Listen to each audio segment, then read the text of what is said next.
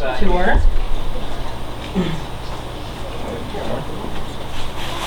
There will be 2 opportunities for community participation during the meeting, and I'll start by reading the communication protocols. The meeting will be videotaped. A Board of Education meeting is a meeting held in public, not a public meeting. Anyone wishing to address the board may do so during one of the 2 public comment periods, and the board will determine whether to respond at that time or defer the issues raised to a later time. Anyone addressing the board is asked to state his or her name and use the microphone provided for audience members so that those unable to attend meetings will be able to hear what transpired.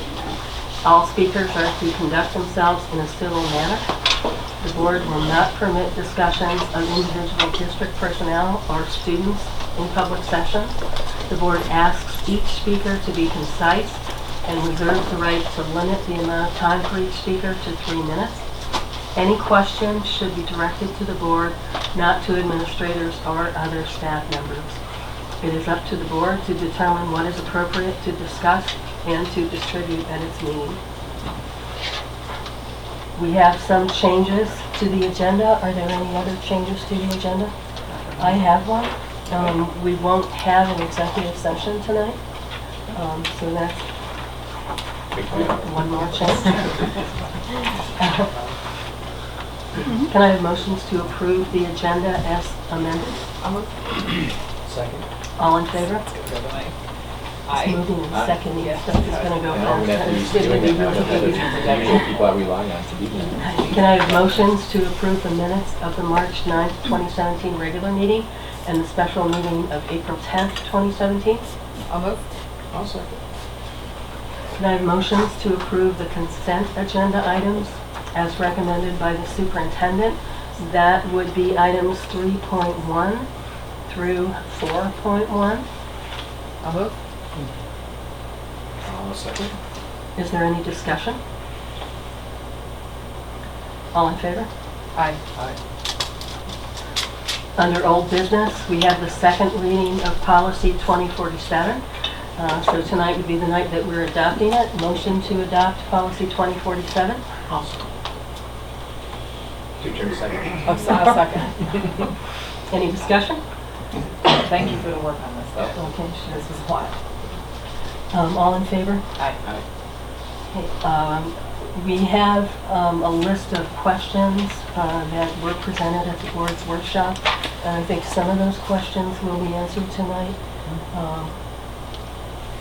You want to start, Stephanie? Should we just go in order? Yeah, just go over it. Okay, so do you have the...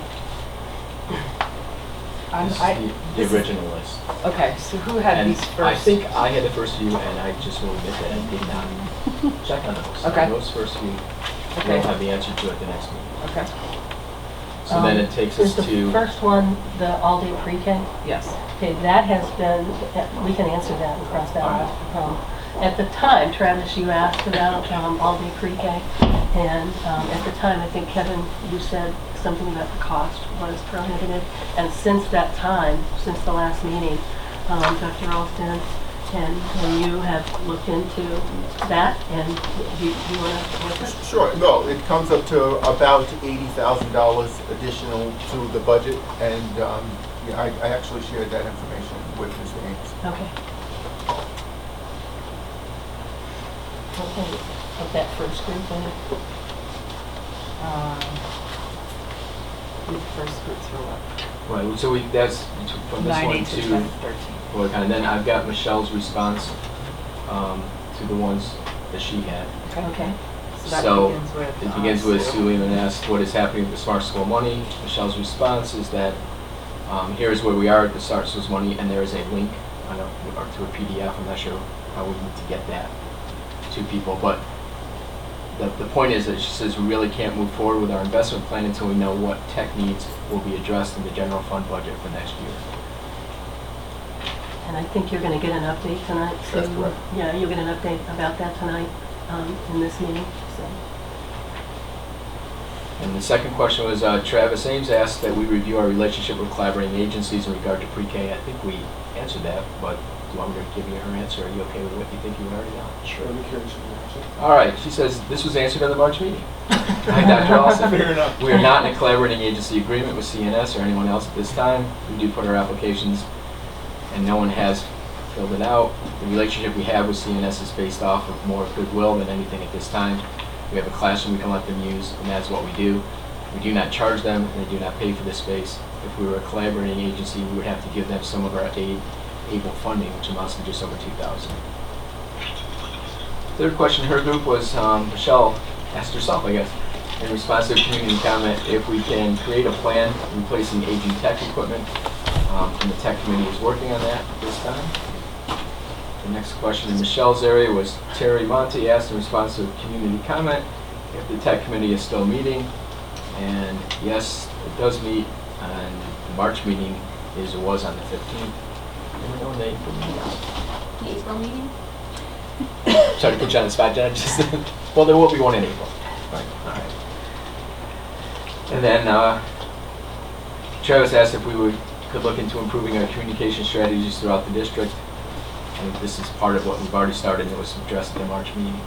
And then Holly White asked what the tech budget was. As far as budget, our tech budget for the year, hardware, software, materials, and supplies, not including the BOCES rec services, is $56,920. That then takes us to the first of the I Stephanie. think it's me, yep.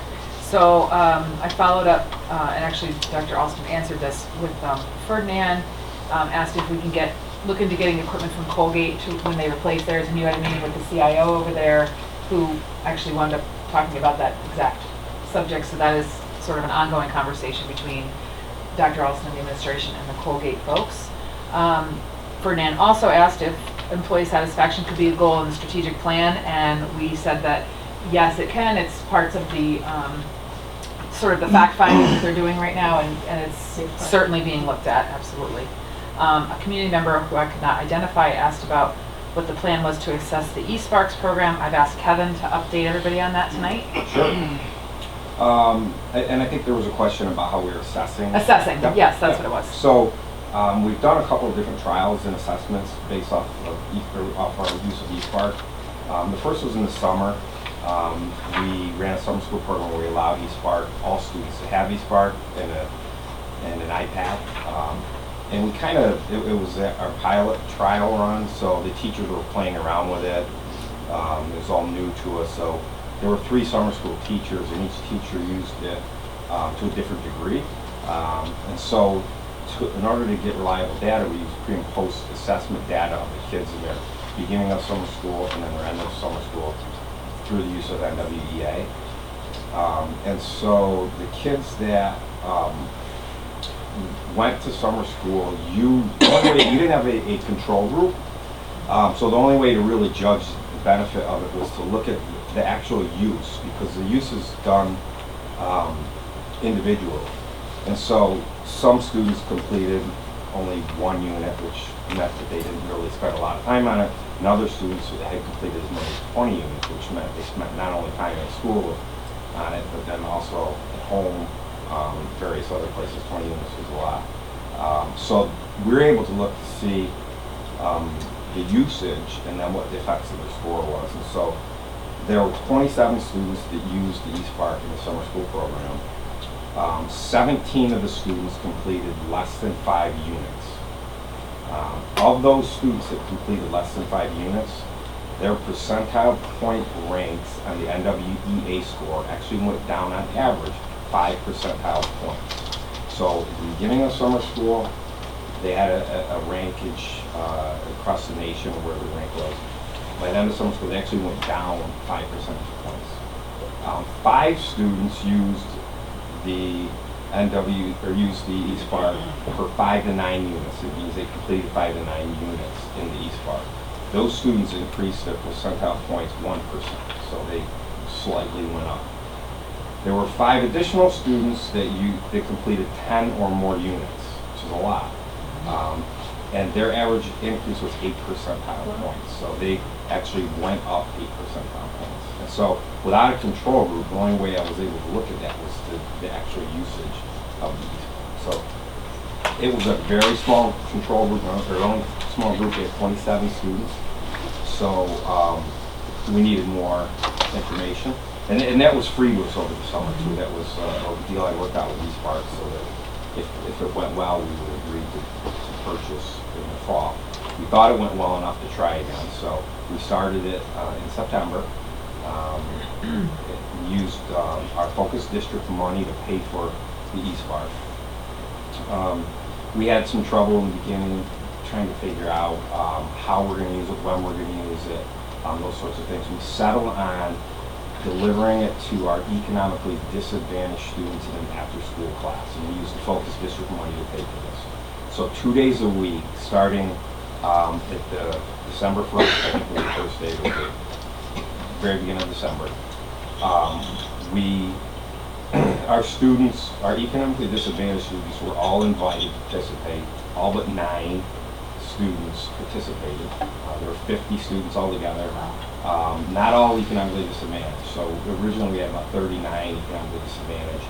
And then we found that we also had students that were below grade level that were struggling in our RTI program but weren't economically disadvantaged, so we invited them too.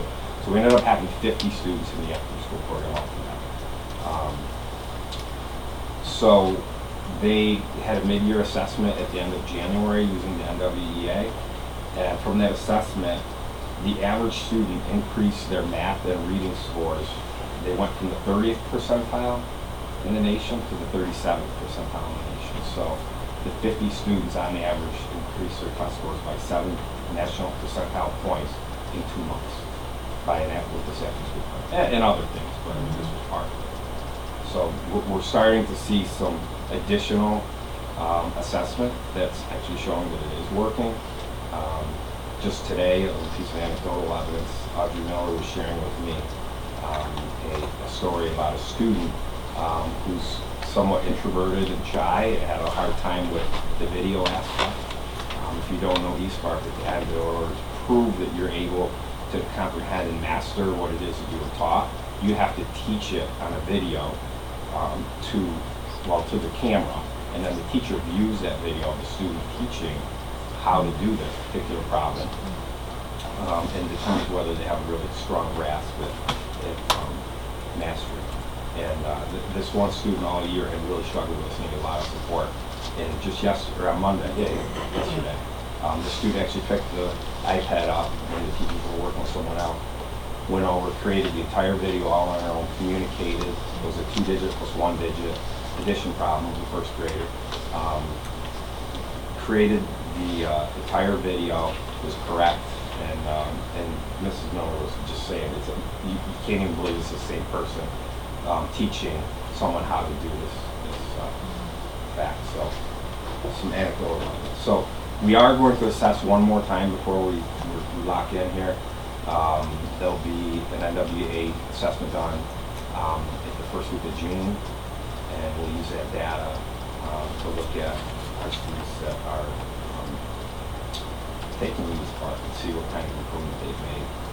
It's a little difficult to do a control group with that after-school class because we've invited all of our economically disadvantaged students to participate, so we can only see how their level increases in the national percentile. I can't control it compared to another group because I only have 9 students that are economically disadvantaged that are not taking these after-school classes. So I'd have to compare this group to a group that's not similar to them in order to have a complete control group. You can also take a look at the number of units that a student completed, just like we did past summer, and then determine if did their level of on the national percentiles in math and reading increase based upon the number of units that they completed. So my guess is it's going to be good, but still to see. Thank you for that update. Yeah. That's great data. Let's see. Alicia Simmons asked if we had the statistics regarding the availability of technology to our students at home, and we are going to look at that over the summer. That's something that's just too much information right now to try to put a lot of effort into, and it's something that we can do towards the summer, so Jen and I are going to work on that. And then... Yeah, one of those questions. of Ellen's. Do you have a Yeah. printout first? So, first of Ellen's questions was Holly White asked us to explore ways to receive information from teachers to the board. This clearly is a work in progress, but since we worked as a board at the workshop to create 3 spaces, a large group of teachers, administrators, and board members, a smaller group of HTA leadership, superintendent, 1 board member, creating a safe path, reporting situations that feel unsafe. And she didn't put it this there, but I just know that one of the stumbling blocks of that has been what the teacher representation is, and I know for myself, and I hope you guys agree, you know, we hope that doesn't become the stumbling point of moving forward. We want to have that committee, we want that Yeah, input, so yes. hopefully we find a resolution to that and can make that work. Harry Jericho asked why there was not more diversity in the core team for the strategic plan, and she says she would defer that to Dr. Alston. Here. I'm not sure what kind of diversity we're talking about in central New York.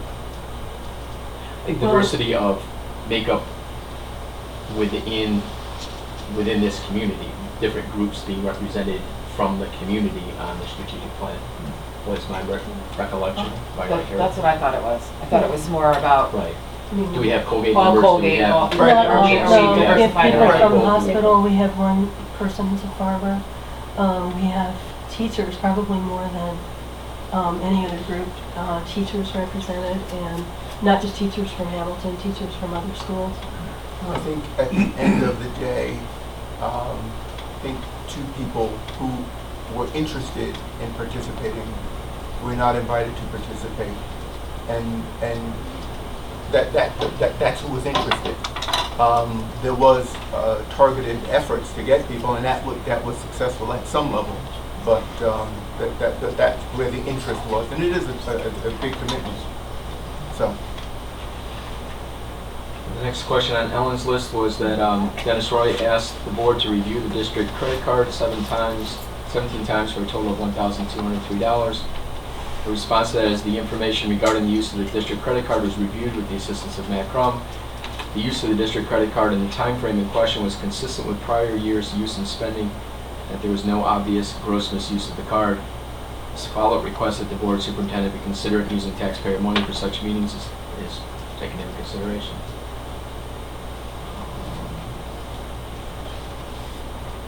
Says the next one is Dennis Roy asked, how do you go about putting something on the agenda for board meetings? And this is part of the process that I and Terry are working on from a policy standpoint. Ferdinand Bamuch requested that we look into a ride-sharing app. We have some concerns with that, having to do with liability, but it's something I think in all of these kind of social media and app processes where we need to continue to look at. And the final question was Ferdinand Bamuch asked if we could post meeting notices on Nextdoor Hamilton, again, a social media question that we are working and trying to resolve. Because we don't have a full agreement amongst the board exactly on how to utilize those. We're still looking in now. I think that's fair. yeah. We have a teacher presentation. Althea Brooks is going to present her summer curriculum project. Do you need? Was there a community participation first? No, that's it here. Articles number 5 here. I know. Just So set you can questions. okay. You look at 5.4. All right.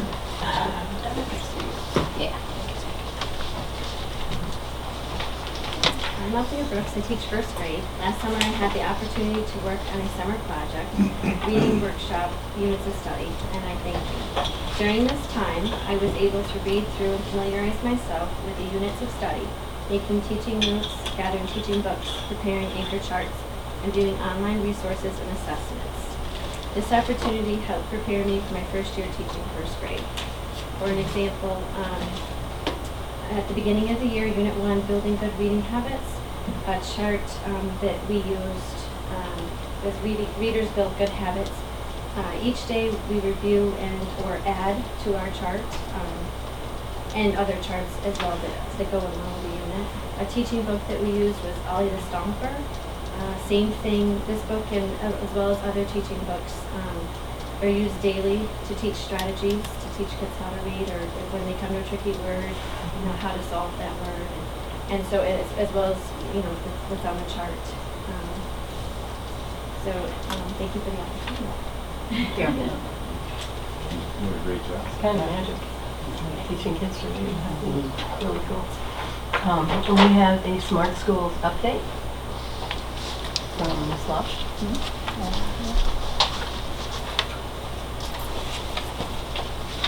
Also an update on faculty computer age. I should have just said age.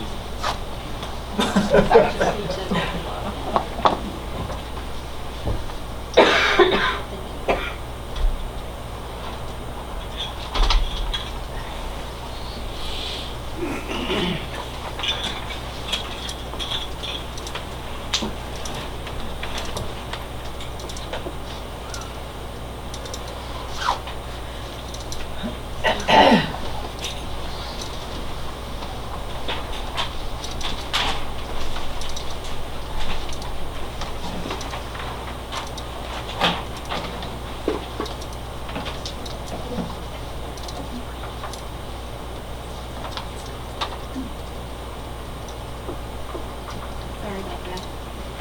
There we go. Okay, thank you for giving me the opportunity to give you an update tonight. As you know, Maria Rocker has been here in the past to kind of go over what the whole process is for Smart Schools and getting the monies for that. I'm not going to go over all of the things that she talked about, but just as a reminder, Hamilton has received an allotment of $409,770. They must be expended in ways that are aligned with our district technology survey, which can be found on the school website and was approved in October of 2016. There are very specific rules for the use of these monies. There are 6 approved categories: classroom connectivity, classroom technology, community connection, pre-K classrooms improvements, elimination of temporary classrooms, and school security and safety. High tech, that would be. Funding cannot be used for salaries, software, or PD. However, districts are expected to provide this, but they cannot be funded by Smart Schools. So here's the journey that we're taking with Smart Schools. We have done the initial steps. The planning and decision making has been underway since the beginning of the school year. And this is where we are right now in the process of developing the Smart Schools investment plan.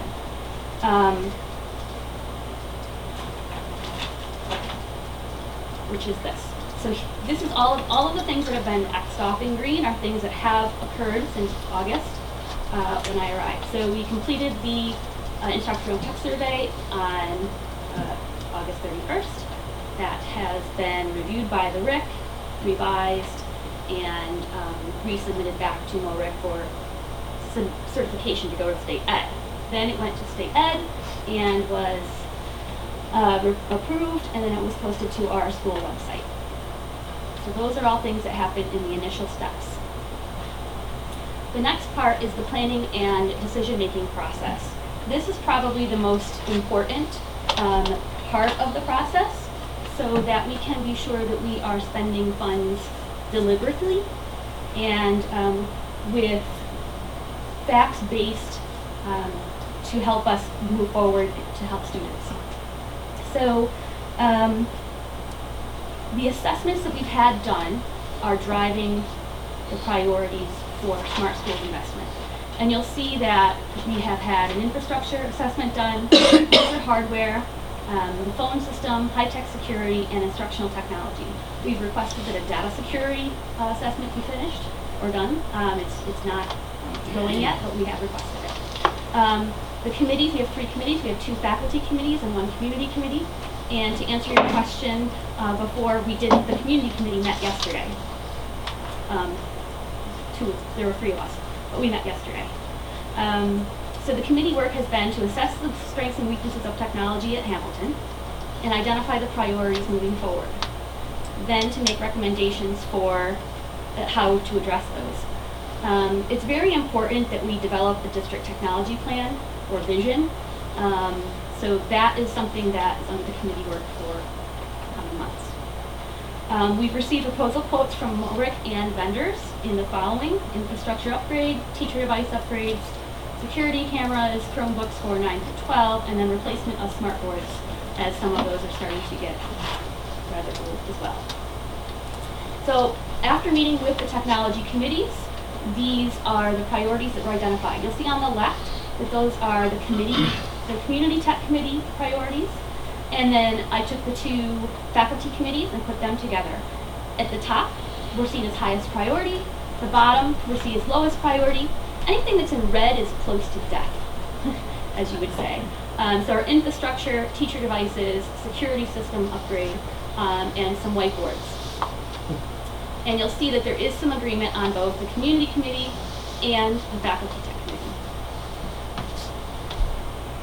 So after we identified those priorities, we had to come to an agreement about how to take a coordinated approach to improving technology here. So there is up for a vote tonight, the Mulrick multi-year, which if voted yes, would fund the infrastructure for our network. We really cannot move forward until we have that backbone. Once we deal with the infrastructure, then we can start to address classroom technology and high-tech security. This is an ideal time for us to review how we want to use technology in the classroom to improve instruction for our students. And we want to be informed and therefore deliberate in our purchases. So, went through and I took a look at all of the teacher computers, and we have teacher laptops. There are 47 teacher laptops in the district. 21% of those are 9 years old or older. Approximately 70% of our laptops are 7 years old or older. This is not good. Let's go to the next page. The number of teacher desktops. 61% of our 34 teacher desktops are 9 years or older. So we do have an aging computer problem here.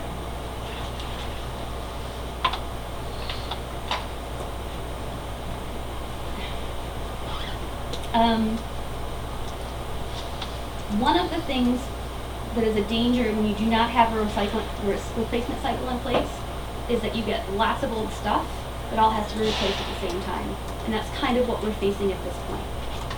We have an older infrastructure that needs to be replaced, and we now also have old teacher computers that have to be replaced.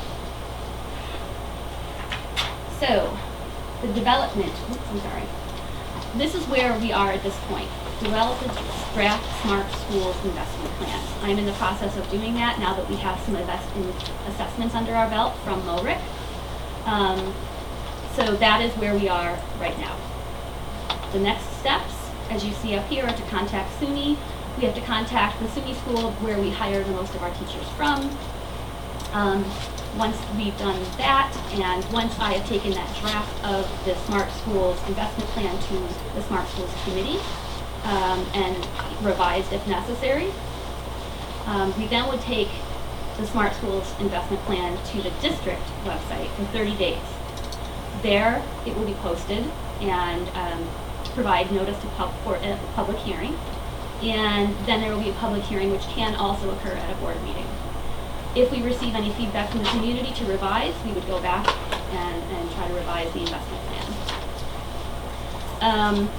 Once we receive approval from the Hamilton Central School Board of Education, then we can submit the preliminary Smart Schools investment plan to State Ed. Everything that's happened up to where we are right now is due diligence, making sure that we are not purchasing anything that is not needed or noted to be needed. So, the final stages. Once we have submitted to the state, this is where the waiting game happens. So, it will be submitted through the SEDDAS portal. It could face several revisions.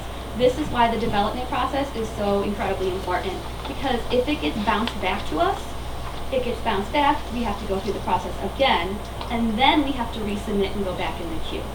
So while it may seem like we are taking an exorbitant amount of time doing the development and research needed, it's important that we have things that are aligned to our technology plan and goals in the district. The Smart Schools Review Board at the state then will approve or deny. That is really, there is one person reviewing them at this point in time. I went on to the state website this afternoon, and out of the 50 MORIC districts, there have been 6 who've received approval. So we are not that far behind other schools in the MORIC region. Is it still taking about a year? It's taking, well, they're down to one person now. So with all of the districts, I think, Matt, were there over 400 on the spreadsheet today? Yeah. Yeah. Okay. And actually, since, do you mind if I jump in? Go for it. They, since Friday, the online portal is currently down too. So there's a New York State website you can go to and look for updates. Maria Rocker spoke to a group of business officials on April 10th, and there were 196 plans in the queue to be reviewed. So actual expenditure plans, not review of expenditures, but actual Smart School plans. And she did say there was one person. So as far as actual timeline, it's kind of tough to gauge from start to finish. Just so I understand this right, so those 50 districts that you just mentioned, the ones that have already gotten this done and the plan in, or those are just the number of districts that there are? 6 have gotten their plan in and have been approved by the state out of the 50 MORIC districts. So I understand the need of making sure that we have our proposal done well so that it doesn't get kicked back, but it also seems to me that if there's 100 and something in the queue, the sooner we get it done, the better off we're going to be. I mean, you don't want to be number 254 unless there's one guy taking a year to review these things. I don't mean this in a personal way, but it's frustrating. It seems like as a group and in this board, we've been talking about this since September. I mean, we've kind of said that, it seems to me, this is the first time I've had this much detail, but it seems to me that we've said the same thing. We need to get a handle on what we have. We need to figure out where we're going to go, and we need to get a report together.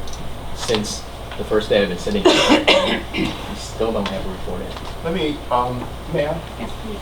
So tonight, you're taking action on the infrastructure. Yeah, we did. Okay. So I guess what I'm saying is, until that was off the table, you really can't go through with Smart Schools because you don't know what you need. So if the board said, we're going to pass on the infrastructure, then you have to figure out how are we going to pay for, in other words, we did a multi-year with the infrastructure part. All of it is, the entire infrastructure and what we need in hardware is something that the budget can't handle and would have to go to Smart Schools. So by doing the infrastructure in a multi-year, it made it affordable for the district to move forward with that, and then you now know what's off the table, and you can focus on what it is you need to do. I think, and I'll leave it there. So, yeah, I guess I understand that we can debate whether that's the best course of action. That's irrelevant because that time's passed. I guess I'm just saying, and I think most of us are feeling the same way, that we need to get this into the queue. I feel like we're on our way right now. Yeah. Okay. I have a question about the money. I mean, is it true that the district has to pay the money up front and then the state then pays back? What about, when do we have to spend the whole $409,000 at once? No. And I know it doesn't expire, so we don't have to worry about that. So yes to the first question. You can't purchase anything on your plan until you've been it's approved. And then you definitely have to front the money and then wait for reimbursement. And the last I read, it was approximately 60 days to wait for that reimbursement after you submit it. And I'm not sure if that's accurate anymore. So that was the last I read last week. So once we begin purchase and implementation, then we can start submitting for reimbursement. So here's where we are. The initial steps have been done, the planning and decision-making has been done, and now I am in the process of developing the actual Smart Schools investment plan. I've received quotes from the RIC, and that's where we are. So after that happens, we're in the home stretch. Could we get the notes, I mean, just the printouts from this PowerPoint? Sure. Thank you. Just if you could email it to us, that'd be great. Can you post it? Can I post the PowerPoint? Absolutely. Yep. Our next meeting for our Smart Schools Committee, now that we have had action on infrastructure and we can move forward with classroom technology discussions and security discussions for Smart Schools, is on May 10th. So there is our group of members up there. And that's it. Thank you. Thank you. Okay, thanks, Jen. Okay, that brings us to our first opportunity for public comment. If anybody would like to approach the podium.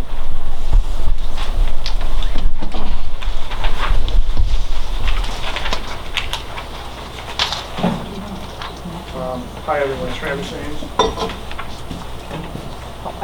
We're gonna take notes on each person so that we can follow up for the following.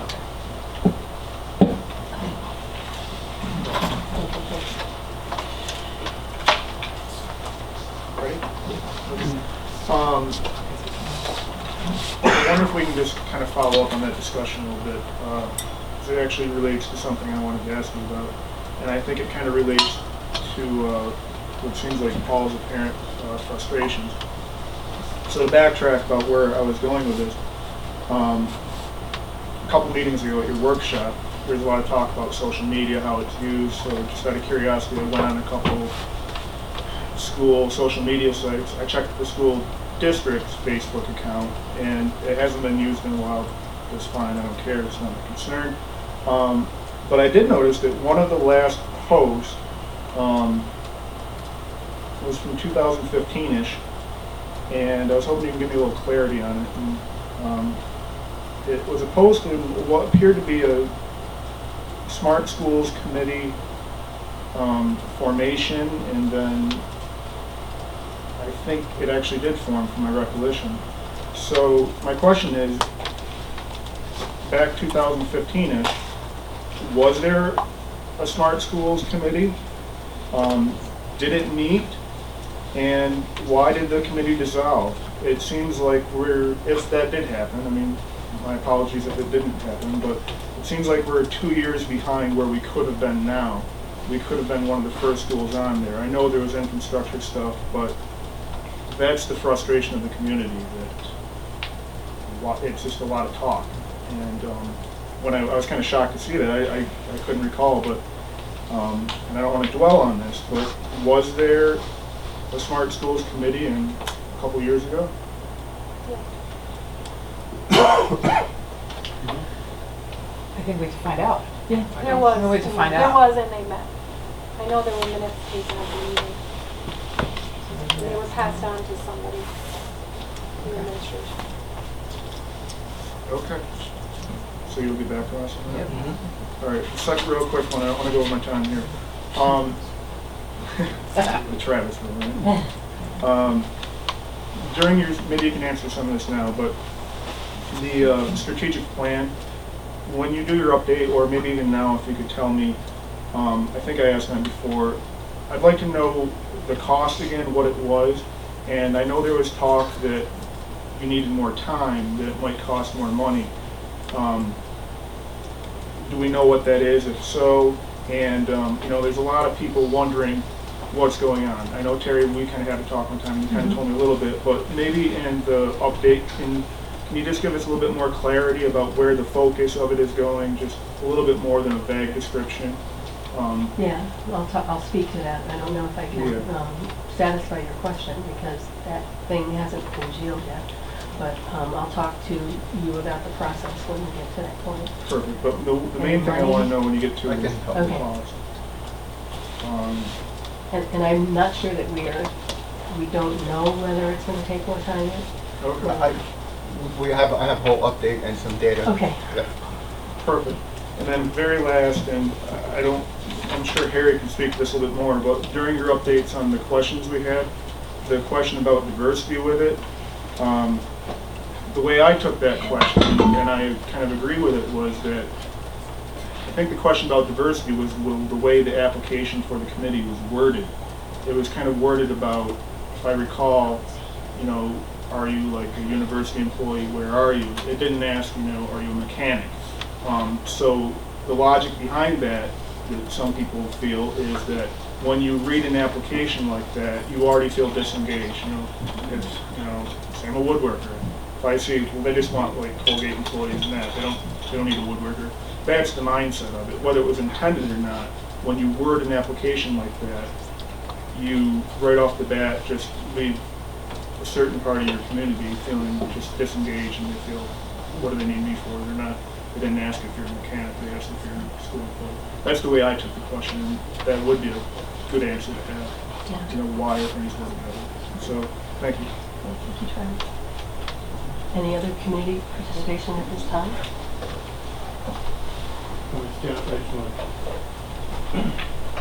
Never mind. Rick Van Shotgun. I just looked through this list of Smart Schools Bond Act applications here, and I guess I beg to differ with the information you've been given.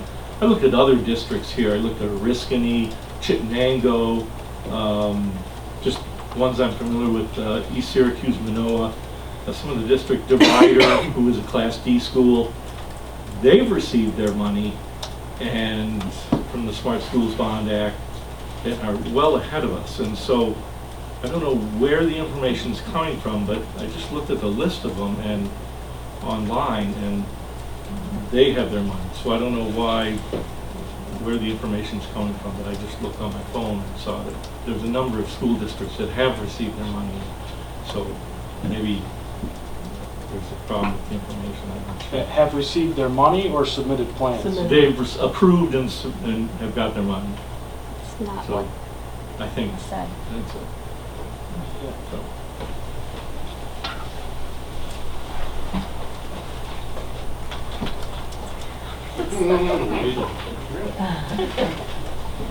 This will be really brief.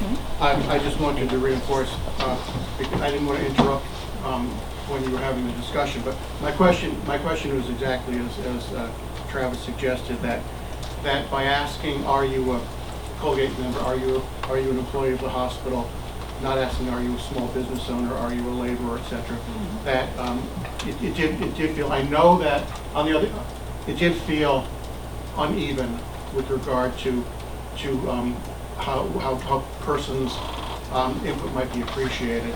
I do know, additionally, that outreach efforts were made to reach a lot of communities. So I'm not making a stink about it, but since nobody seemed to remember what that question was, I thought I'd try to clarify. Thank you. Thank you.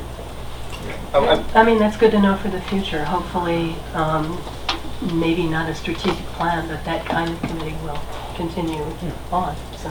Yeah, if I may. Okay. I think, and I'm going to own that, because my thinking was the reverse. And that, do you work for the hospital or the university, or there was something else, so that I wouldn't have an overabundance of representation because those are the three main employers. So I did have some conversations afterwards, and that was a nice learning experience, that sometimes people would just read it the inverse way and say, well, wait, if I'm not with the big three, do I count? And so I think that's a good learning experience. If the intent was to kind of have some balance and make sure we weren't overloaded. But okay, great. Any other community participation at this time?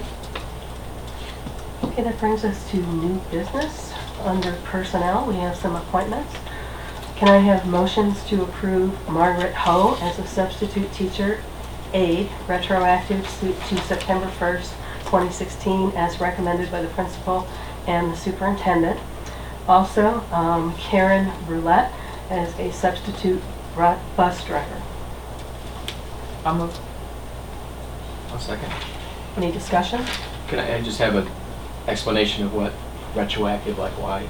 that's the case. There's a rationale, I'll read the rationale.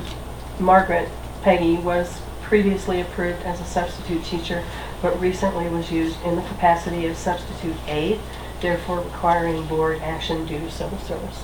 Okay, Okay? thanks. Any other discussion? All in favor? Aye. Aye.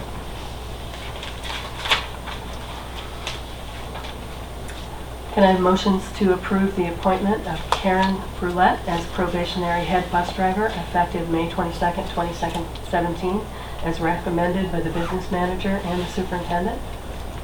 I'll second. Any discussion? All in favor? Aye.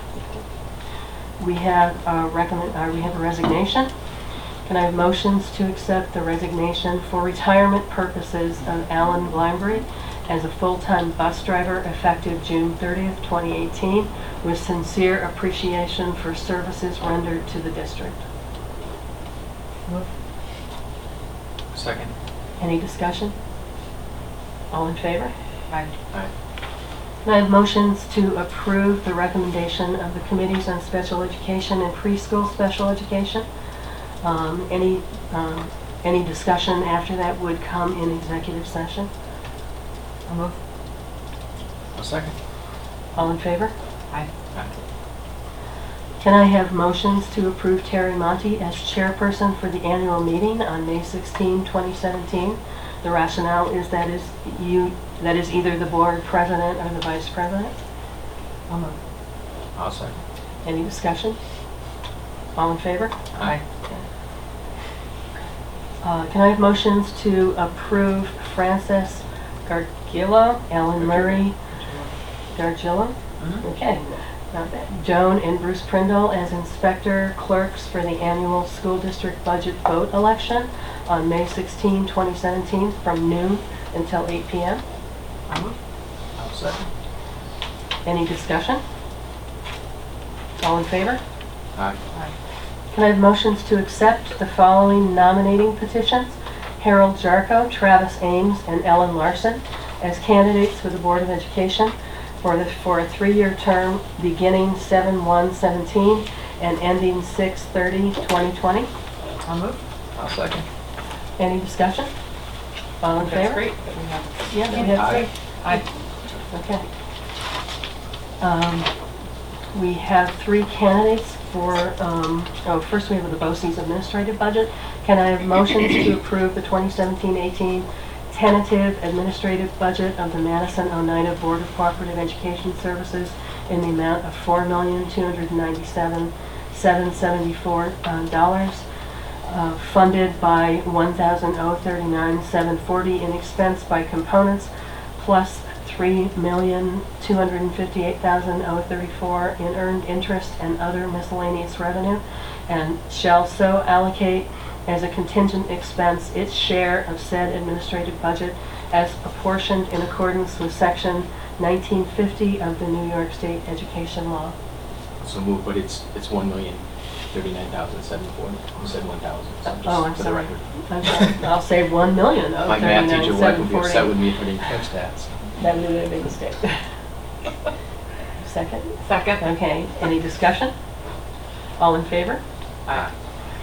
Can I have a motion to authorize the clerk to submit and certify its ballot in the name of Richard Engelbrecht of the Madison Central School District to serve as a member of the Oneida Madison Board of Cooperative Educational Services of the sole supervisory district of Madison and Oneida counties for the term of July 1st, 2017 through June 30th, 2020 for the seat currently held by Mr. Richard Engelbrecht.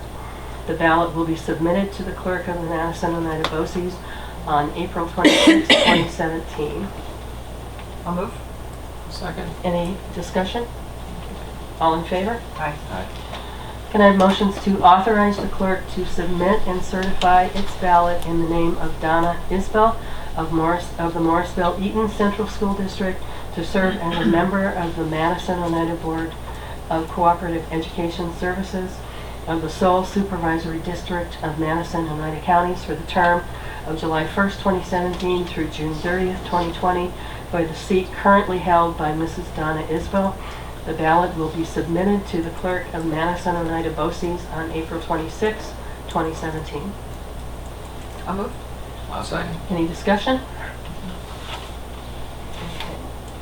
Can I have motions to authorize? Want to vote on that? Oh, yeah, I guess we gotta do that. This is getting boring. I know. Yeah, all in favor? Aye. Okay.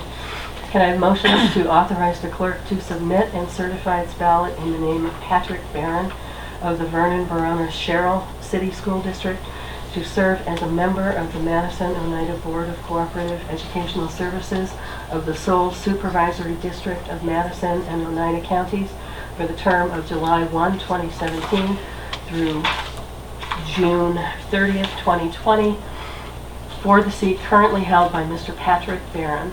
The ballot will be submitted to the clerk on the Madison Oneida BOCES on April 26, 2017. I'll move. I'll second. Any discussion? All in favor? Aye. Can I have motions to accept the monetary donation of $8,906 from the Hamilton Sports Boosters and to increase the district budget by this amount as recommended by the business manager and the superintendent? I'll move. Second. Any discussion? Great appreciation. Yeah, thank Thanks you. to the boosters. Absolutely. All in favor? Aye. Can I have motions to approve the 2017-18 transportation requests received by the, by April 1st as recommended by the superintendent? I'll move. Second. Any discussion? All in favor? Aye. Can I have motions to approve Hamilton Central's participation on the Waterville varsity and modified football programs during the 2017-18 school year? I'll move. I'll second. Any discussion? So maybe you Just could a little update more us. explanation. Yeah. What Seems happened? to come out of nowhere. Yeah, no, as I've been indicating in my weekly updates, I've been meeting with a group of parents of football players, and there was concerns about how things were progressing over in Morrisville. We did have we thought we had an agreement whereby our faculty member here would be the varsity football coach and would hire an assistant, and that didn't happen. It fell apart, and so I met with the parents again, and we started looking at ways to give our kids a better opportunity, and we thought it best to search other school districts. Just so I do have a relationship with Mr. Chafee. Mr. Kaida and I went and met with him and their athletic director, and they'd be happy to have us and take the modified and the varsity players, and it would not change their classification from a D League. And so we see this as a win all the way around, and that's why I'm asking for your recommendation. And this is a budget neutral. It's budget neutral. We may, if they did indicate if they needed an extra set of hands, would we be able to assist them? And my recommendation would be yes. That's an easy one. And so with appreciation that they would be flexible and be willing to take us on, it's kind of a win-win. Lots more. So. Yeah. Yep. Well, The narrative, it's just the reality is that that's what happens. yeah, that situation. I think it's not the best situation for them. I think ultimately it's the best situation for Hamilton. What is there any coaching position this time at Waterville? Or that doesn't happen now either way. No, they have a coach and they have a system and process in place that they're just taking us on. But if they needed an extra set of hands with an assistant football coach, would we be able to help them? And my response was yes. And they'll let me know because they might not. And I know we had transportation last year for some of those players going over to Morrisville. What is that status? We haven't ironed out the details, but I don't anticipate any problems with that. We just haven't sat down and ironed it out yet. It wasn't approved. Okay. Any other discussion? All in favor? It just seems pretty. To me, it's quite a shock. I didn't even see it coming. I'm surprised, but it sounds like a good change from where you guys were before. There is a lot of history that I've been made aware of at these parent meetings, and I did speak to the superintendent of Morrisville today. Him and I have been in constant contact because he was surprised. Actually, I happened to speak to the athletic director of Morrisville even last night. Right. he said nothing to me about this and was talking about football. So it seems that they didn't know this. The superintendent, and I can say that the superintendent didn't know when we had a deal, that deal was pulled out from under him. So there are some things going on there that I'm just not really clear on. And I think my focus and the charge from our community members were, could you work a situation that keeps our kids in the best situation possible? And given the environment and some of the way this has played out, I think the best situation was to go ahead and move the football program. I guess it's what I'm looking for is affirmation from parents of our players that this is what they want. Well, I mean, I'm I one don't of the know, parents. Anna. Well, I'm one of the That's why I'm parents. looking at you, Yep, so. I'm one of the parents. So, you know, yes, it's absolutely. Okay, that's what I needed to speak hear. for the group of the parents that met with Dr. Alston, that this is the right thing to do. Okay, all in favor? Aye. Okay. Brings us to information correspondent. We had 3 administrators' reports. Anything you guys want to ask? I didn't see one in here. Can give an update. K registration's at 39. Yeah. Registration closes Sunday, so really Friday. And pre-K registration is at 32. It's gonna be right down to the wire. So 32 actually is perfect. There are, and we Yeah, it was actually 28, had wasn't it? Right. our school counselor and our 2 pre-K teachers actually did some digging to try and determine if there were kids out there that we might not know about or that we heard had siblings, and they came up with 5 names. The counselor contacted the families, and we reached out, and a couple of them have actually needed to register and got them registered. So It's good news. it's good news. Yeah. Really good news. Yeah. Okay, we have superintendent's report. Yeah, just 2 things. Over the holiday break, our technology infrastructure, at least a part of it, was upgraded to the 1 gig bandwidth that you approved a few board meetings ago, and 2 core switches were installed. And I wanted to share that with you because I asked Ms. Lobsher to go into a small number of teachers' classrooms and literally time the time it takes to open a browser and the time it takes to load a page before this partial upgrade and after. And the numbers look decent. Now, of course, we're not deep into it yet, but for one teacher, the time to open a browser prior to the break was 2.7 seconds, and that same teacher after the fact is 0.8 seconds, so it's about 1 second now. That same teacher, time to load a web page prior was 2.4 seconds. Now it's 1.17 seconds. You know, here's one. Time to open browser, 2.9 seconds prior to the upgrade. Afterwards, 2.31. Okay, the same person, to load a web page took 4.7 seconds, and after it, now it's 1.57 seconds. So those are, and Ms. Lobsher is going to take another look. I just wanted some information. I had met with the advisory council, and that was one of the things that came up. So I was just interested in to what extent this bandwidth and core switch upgrade would have any impact on classrooms. So this is just a snapshot. It gives us a sense of the possibilities as we continue to work on what really is a huge project of technology. So I just wanted to share that piece is taken care of.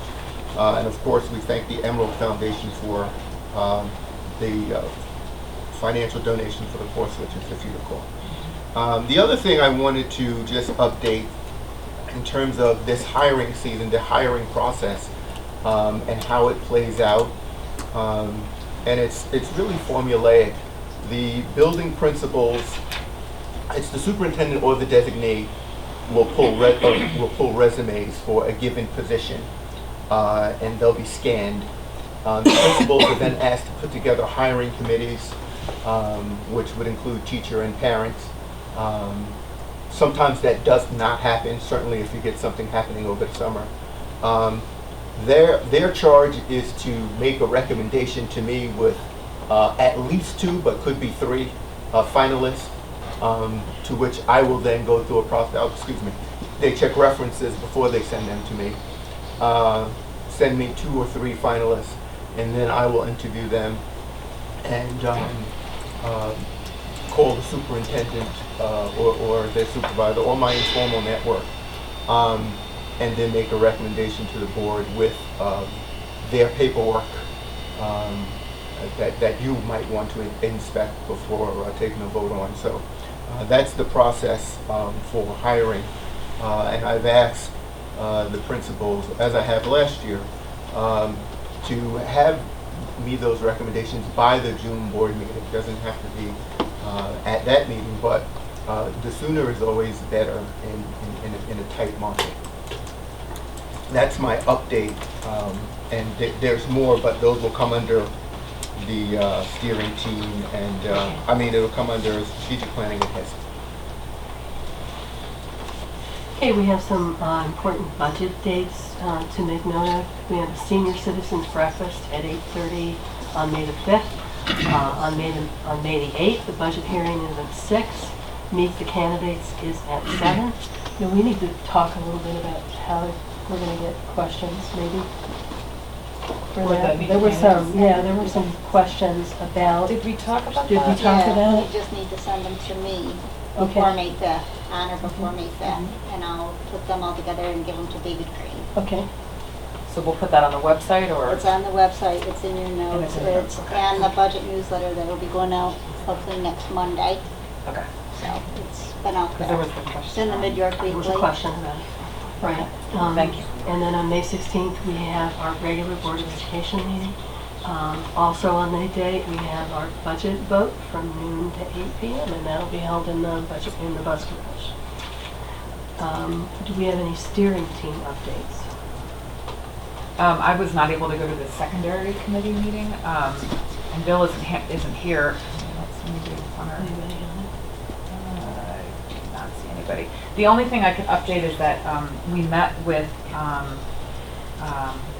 the psychologist over at the hospital, Travis Hall, and he's going to be coming and talking to the faculty on the June meeting, whatever it is, to talk about ways and ideas about helping staff and faculty address absenteeism, because that's been the focus. And in that discussion, we'll be talking about school anxiety, avoidance and things like that we're hearing a lot about and that the steering committee is working on, but I don't have an official update because I wasn't seeing it. I can give you that update. Strategic planning updates? Sure, we'll go first.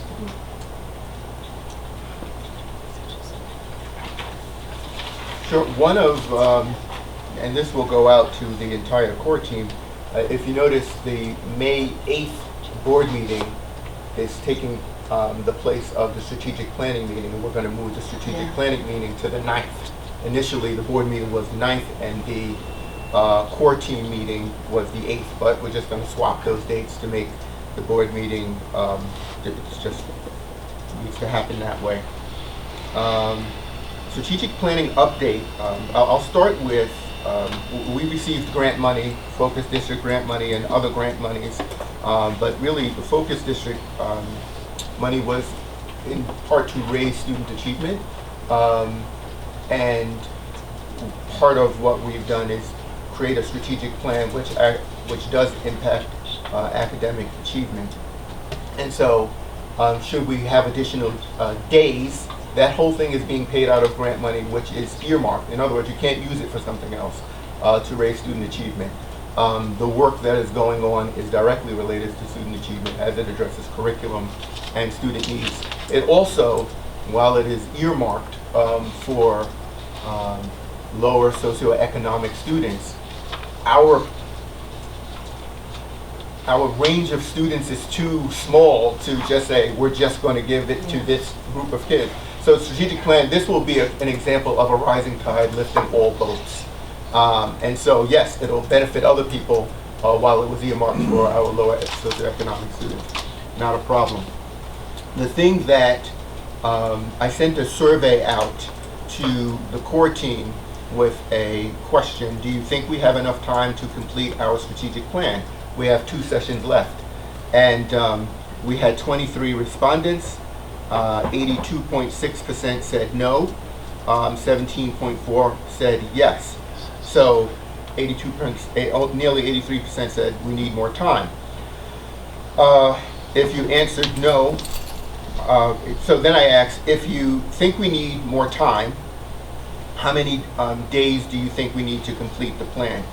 And I put it in intervals: 1 to 3 sessions, 3 to 5 sessions, 5 to 7 sessions, other. 1 to 3 sessions, it came to 8 or 40%. 3 to 5 sessions came to 10 or 50%. And so there is clearly the majority of the group wants more time, and it looks like the even split would be 4 additional days. We are going to meet on the 8th, and which was scheduled anyway. I'm sorry, it's the 9th, Yeah. which we were going to meet in front end of May anyway. One of the things that I would ask the facilitator, in this case Tammy, to kind of frame out what that would look like, and to kind of map out how we would get to an end result, an end strategic plan, if we did 4 additional days. The CEO and I have been going back and forth trying to catch each other on a rate that would be acceptable in terms of paying, and just understanding that we had already gotten a good discount because I had gotten them another discount. And so that's where we are. The committee wants more time, and I think I'll just leave it at that. I think the notion of having a strategic plan for a school district that really identifies what it is we're about and what are the things we want to improve on to raise student achievement and engagement and all those things is something that would benefit everyone. So, So this is 4, essentially, 4 full days, but the sessions that you have with the group are... 9 sessions. They're like Right, 3 so hours. 2 to 3 hours. So Yeah. the rest of the work is on the onus of the facilitator and consultant. And I'm not. groups of people who are at the table. Okay. So I think from now on, that's going to happen more and more. There are going to be groups that leave that meeting and Go do work. go to work. Okay. And so, one of the things that I did ask about the employee morale, employee satisfaction, and that comes under culture. So, what is the what is the district culture, and what are the components of culture? And so, we have had those conversations, and that was not part of the initial proposal that they submitted. But of course, what I would ask is if we need more time to just put that in. And so that's where we are with the strategic plan. I did want to just say, interestingly enough, I'm trying to remember the district where the former employee here is the superintendent right down the road. Casanova. Thank you. Casanova started at the same time, and they found that they needed to extend themselves also. It's a lot of rich work going in that's going on in the room, and you've got really committed, talented, smart people, and it's not being taken lightly.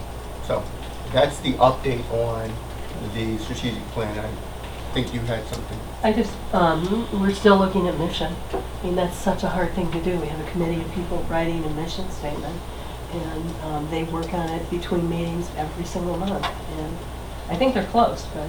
And I think it's all good work. But this was the frustration I had, and that I said when we first entered the process, that without defining it clearly enough in the beginning, you leave yourself open-ended so these mushroom into greater projects, and then it becomes more money. This is exactly what I was cautioning us of at the start. So we can't do anything about that now. And we want to get to a complete one. But I hope that we learn from this, that when we ask for something like this, we need to do a better job of asking for an RFP, getting proposals well defined of what it is we're asking for and what we're going to get at the end, so that this doesn't happen. This was avoidable, in my opinion. I'm not. Could you help me understand what part of what was submitted by PLC and Associates is We not didn't clear? define what we wanted clear enough. Different agencies gave us what they were going to try to give us. We needed to define more clearly. It's basically what Jen was saying with the Smart School Grant. We need to do the hard work up front of saying, what do we want the scope of this to be?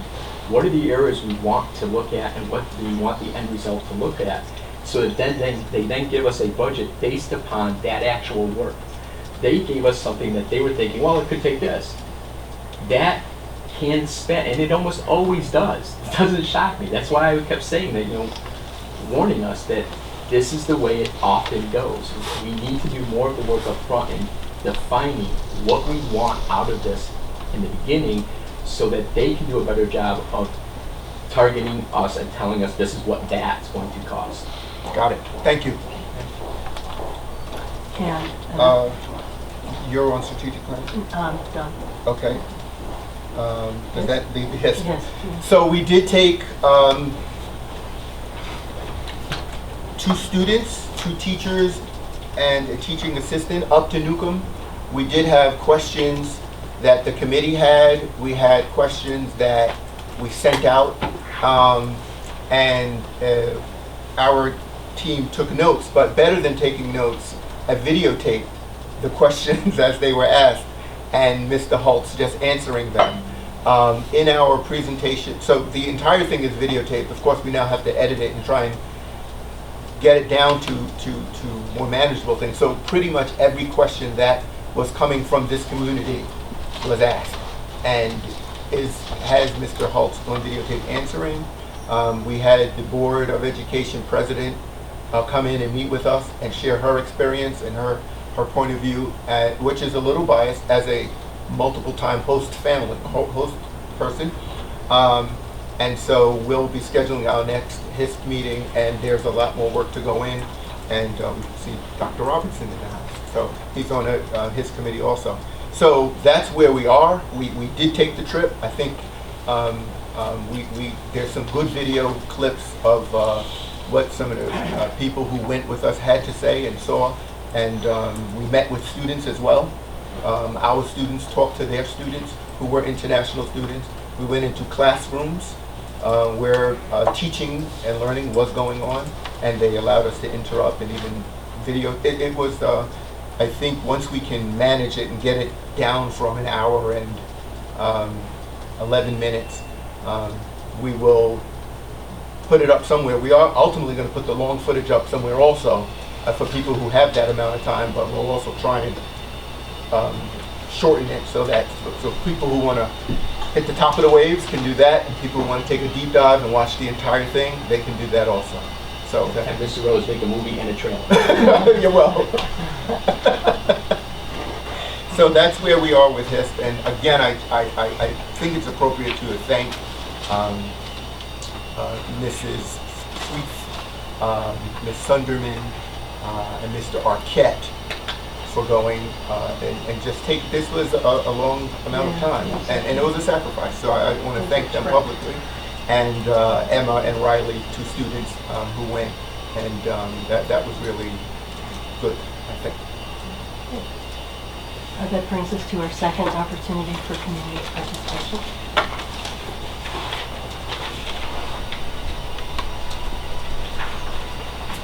Kathy Roy. In the fall of 2016, the Board of Education approved an $8,000 expenditure for an special education review. In December of 2016, the report was made public and presented to the Board of Education. At that meeting and at many one-on-one meetings with the superintendent, members of the RTI Committee and Special Education Department voiced their concerns regarding the inaccuracies of the report. A day after the December Board of Education meeting, the document was removed from board docs with no reason given, presumably because of the inaccuracies. At the February 2017 Board of Education meeting, the superintendent stated the following, that he received a revised version of the special education report. He had yet to open it, that it was in his email.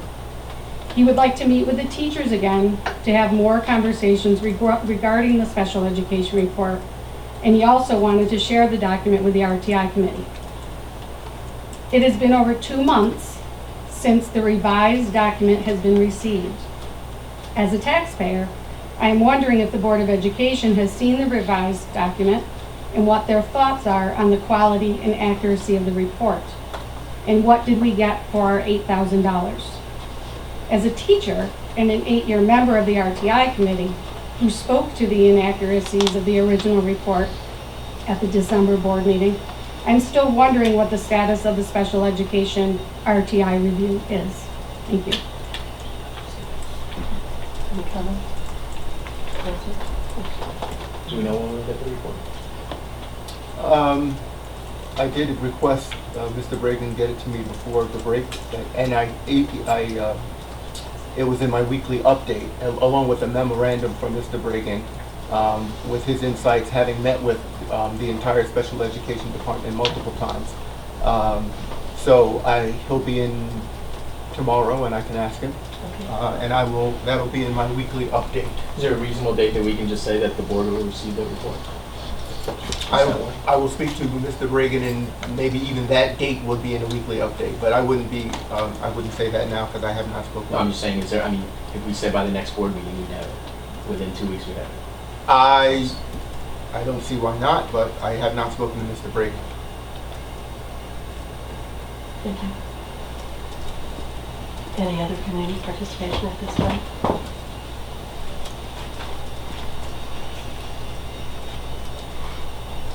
I just had a question about, Travis had asked about the full-day pre-K, and it was just said that it was gonna cost 80,000 more, is that, I don't know.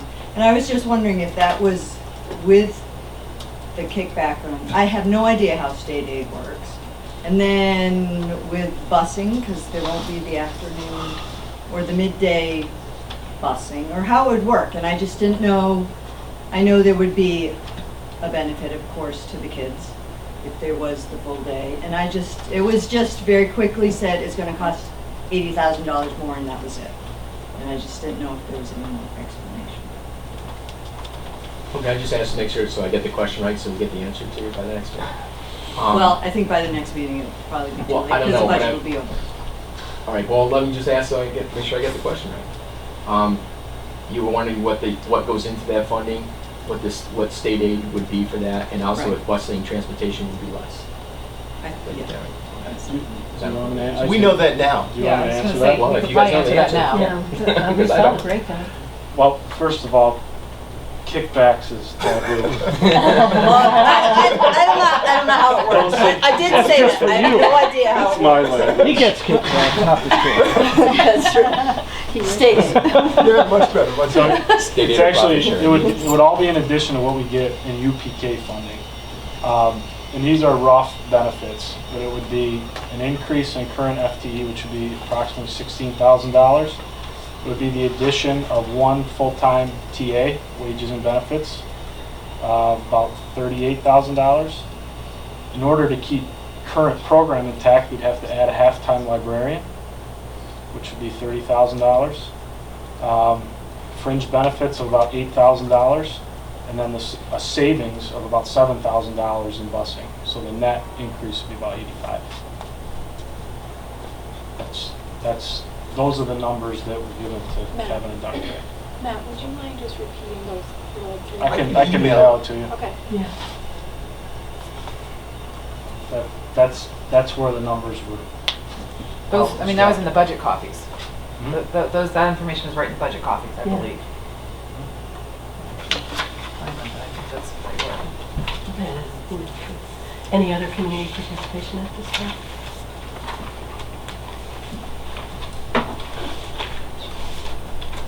Travis Anderson, sorry, I'll try not to be too long. I do want to just quickly add, and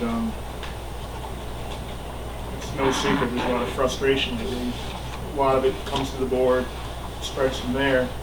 The perception is that if you have a concern to a teacher, a community member, not just at board members and other facets of how you communicate, you have to ask the question repeatedly until you get the answer that you were originally asking. A quick little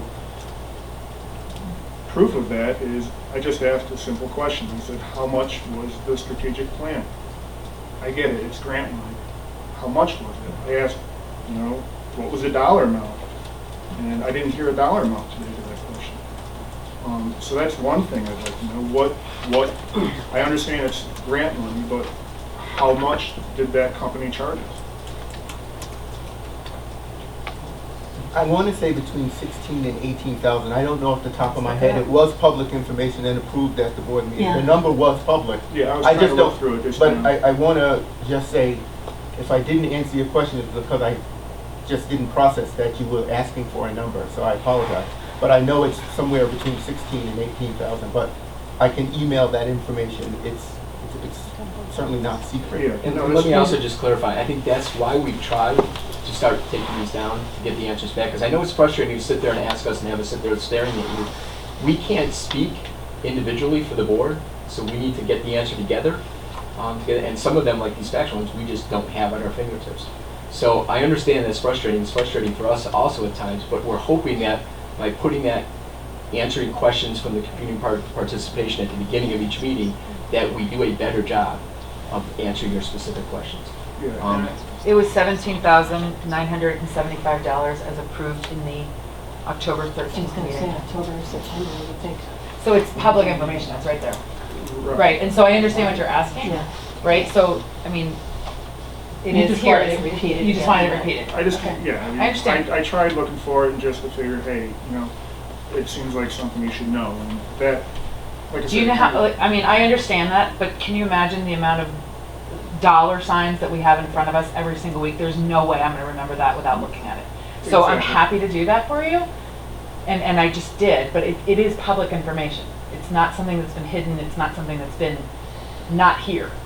Right, and the second question, why I was kind of curious, and I understand, I'm not going to get the answer to this because we don't know, but, furthermore, what would the cost for more be? But I get that, we don't know. That's coming, That's right, coming. we don't have that information. So I mentioned that because that's kind of what I was looking for. And it kind of speaks to, you ask a question and it gets kicked down the road. I just want to move forward real quick. You talked about the interview process, and I'm not sure I understood it correctly. So when the superintendent interviews a position for a position, take the kindergarten position that's up, would Kevin be sitting in on the interviews too? Okay.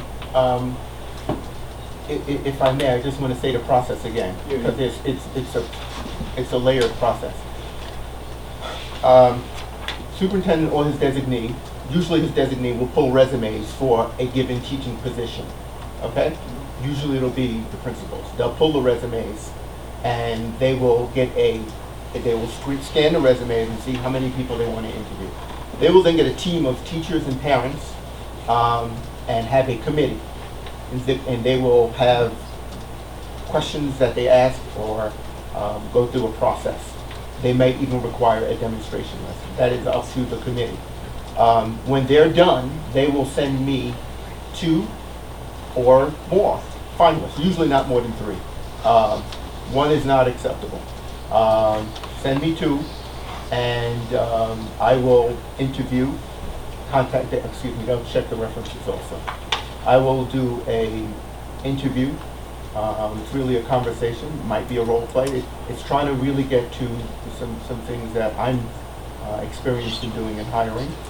And then I will contact the superintendent, maybe some source references, and make a recommendation to the board with the paperwork. So the resume, the certification, and any paperwork the board might need in order to be informed when they take a vote on my recommendation.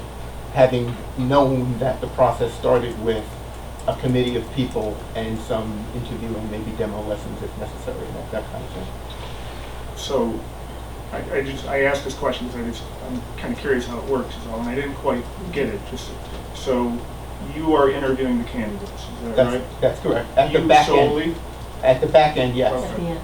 Is that kind of standard for how that usually works in school districts? That's been my only experience in public education. Okay. Yeah. Because my mindset, just, you know, as an outsider, is that you'd want, you know, the head of that school to be sitting in on the interview, since it would be an employee that, you know, is kind of under his command solely. That's just why I was kind of... That has happened if they ask, or if I want a second set, but generally, I'm just talking about the general process. So Right. there have been final interviews where both Kevin or Bill have been in there. Okay. But generally, I didn't put that as part of the process because that's not necessarily the way it would play out. I got No you. one's ever been told no. Right, right. Okay. Thanks for the clarification. Thank you, Travis. Any other takers? Okay, can I have motions to adjourn? I'll move. Second. I was like, wow. Any discussion? No.